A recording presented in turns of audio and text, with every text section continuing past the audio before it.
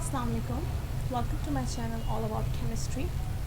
और आज जो टॉपिक हम डिस्कस करने वाले हैं इस वीडियो में वो है ionic bonding in sodium chloride. In previous video I have told you about ionic bonding. मैंने आपको हल्का सा ब्रीफली समझाया था आयनिक बॉन्डिंग कैसे क्या होती है, आयनिक बॉन्डिंग में आयंस कैसे फॉर्म होते हैं और किस आयन को हम क्या कहते हैं, पॉजिटिव और नेगेटिव आयंस को हम क्या क्या कहते हैं, हम किस तरह फॉर्म होते हैं। आज इस वीडियो में हम आयनिक बॉन्डिंग को डिस्कस करेंगे with an example of sodium chloride. So first before moving further in bonding, first we will little discuss the electronic configuration of chlorine and sodium. So the chlorine has 17 electron in its atom. उसका atomic mass जो होता है वो 35.5 होता है। That means कि उसके अंदर 18 न्यूट्रॉन्स होते हैं और 17 इलेक्ट्रॉन एंड प्रोटॉन्स होते हैं। सो उसके पास उसके जो एटॉमिक नंबर होता है वो 17 होता है। दैट मीन्स कि उसके टोटल इलेक्ट्रॉन उसके एटम में 17 होंगे। तो अगर हम उसके इलेक्ट्रॉनिक कॉन्फ़िगरेशन देखें इस नीचे फिगर में, तो ये इसका न्यूक्लियस है जो शो कर रहा है कि इसके अंदर 17 प्रोटॉन्स और 18 न्यूट्रॉन्स मौजूद हैं। और ये surrounding are the orbitals which representing this, and these crosses are actually representing the electrons. So this is the first shell. और फर्स्ट शेल में इसके कितने इलेक्ट्रॉन्स हैं? 2 इलेक्ट्रॉन्स हैं, क्योंकि हम इलेक्ट्रॉनिक कॉन्फ़िगरेशन जब हम किसी भी एटम की देखते हैं तो जो फर्स्ट शेल में इलेक्ट्रॉन्स आते हैं, मैक्सिमम नंबर ऑफ़ इलेक्ट्रॉन्स जितने आते हैं फर्स्ट शेल में वो 2 होते हैं। तो क्लोरीन में भी ऐसे ही होगा, इसके फर्स्ट शेल में 2 इलेक्ट्रॉन्स आएंगे। तो अब फिर इसके बचे कितने इलेक्ट्रॉन्स? 15 इलेक्ट्रॉन्स बचे। तो फिर सेकंड शेल में फिलिंग स्टार्ट होगी। और सेकंड शेल में कितने इलेक्ट्रॉन्स आते हैं? मैक्सिमम 8 इलेक्ट्रॉन्स आते हैं सेकंड शेल में मैक्सिमम। तो अब इसके 8 इलेक्ट्रॉन्स यहाँ पर फिल हो गए हैं। तो अब इसके पास कितने इलेक्ट्रॉन्स बचेंगे?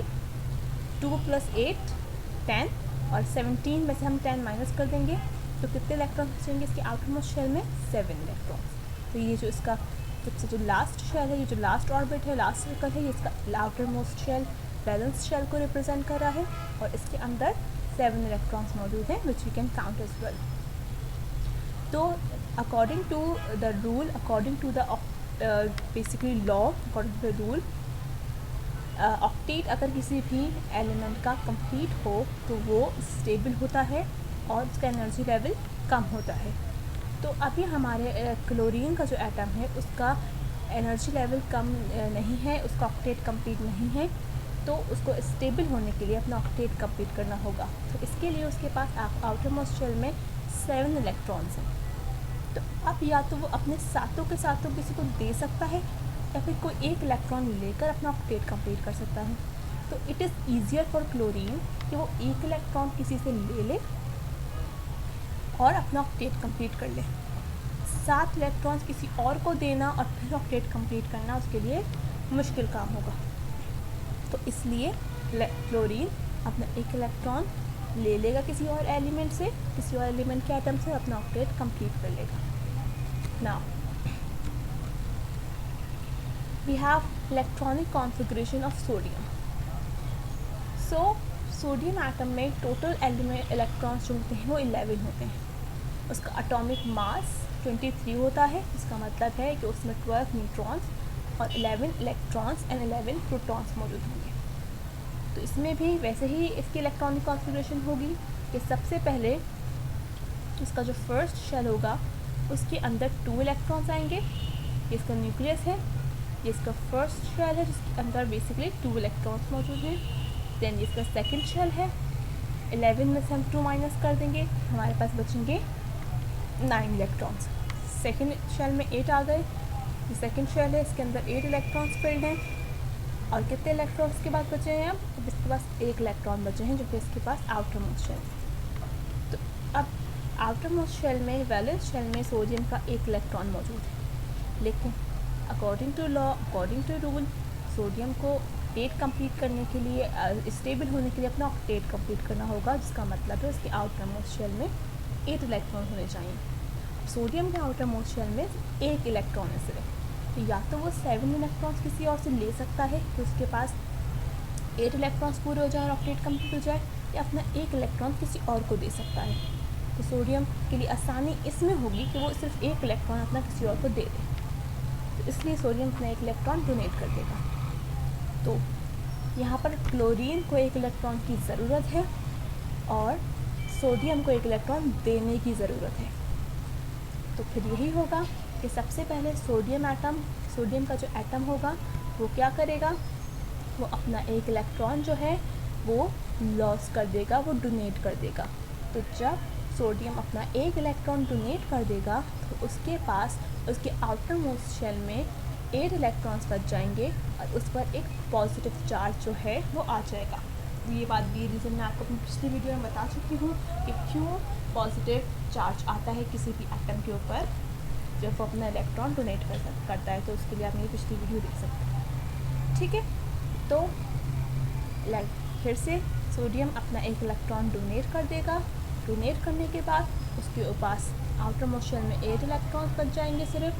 तो उसका ये वाला जो सेकंड शेल था वो उसका अब आउटर मोस्ट शेल बन गया है, क्योंकि अब उसके पास और कोई इलेक्ट्रॉन है नहीं। तो आउटर मोस्ट शेल इसका यही होगा जिसके अंदर ऑलरेडी 8 इलेक्ट्रॉन्स मौजूद हैं, जिसकी वजह से उसके पास अब पॉजिटिव चार्ज आ गया। अब हम क्लोरीन एटम की बात करेंगे, क्योंकि क्लोरीन एटम को एक इलेक्ट्रॉन गेन करने की ज़रूरत है, क्योंकि उसके पास आउटर मोस्ट शेल में 7 इलेक्ट्रॉन्स थे। तो क्लोरीन एटम वो इलेक्ट्रॉन जो कि पिछली स्लाइड में सोडियम ने बेसिकली वो इलेक्ट्रॉन जो सोडियम लॉस करेगा वही इलेक्ट्रॉन जो है वो क्लोरीन गेन कर लेगा। और जब क्लोरीन इलेक्ट्रॉन गेन कर लेगा तो अब इसके पास टोटल 8 इलेक्ट्रॉन्स मौजूद हैं। Basically this is the dot and cross representation of sodium atom और क्लोरीन एटम। ये डॉट एंड क्रॉस रिप्रेजेंटेशन है सोडियम और क्लोरीन के इलेक्ट्रॉन्स और एटम्स की। तो बेसिकली सोडियम के इलेक्ट्रॉन्स को मैंने यहाँ पर डॉट से रिप्रेजेंट किया है और क्लोरीन के इलेक्ट्रॉन्स को क्रॉस से। तो बेसिकली ये सोडियम का इलेक्ट्रॉन है जो कि क्लोरीन गेन कर लेगा और अपना ऑक्टेट कंप्लीट कर लेगा। और क्योंकि क्लोरीन ने गेन किया है इलेक्ट्रॉन तो उसके ऊपर नेगेटिव चार्ज आ गया, ठीक है। और इसका रीज़न भी मैंने पिछली वीडियो में आपको बताया था, ठीक है। तो अब क्या होगा कि ये टोटल ओवरव्यू है कि होगा क्या। ये हमारे पास सोडियम का एटम है और ये क्लोरीन का एटम है। डॉट्स जो हैं वो सोडियम के इलेक्ट्रॉन्स को रिप्रेजेंट कर रहे हैं और क्रॉस जो है वो क्लोरीन के इलेक्ट्रॉन्स को रिप्रेजेंट कर रहे हैं, ठीक है। तो सोडियम क्या करेगा, अपना ये इलेक्ट्रॉन दे देगा किसको, क्लोरीन को।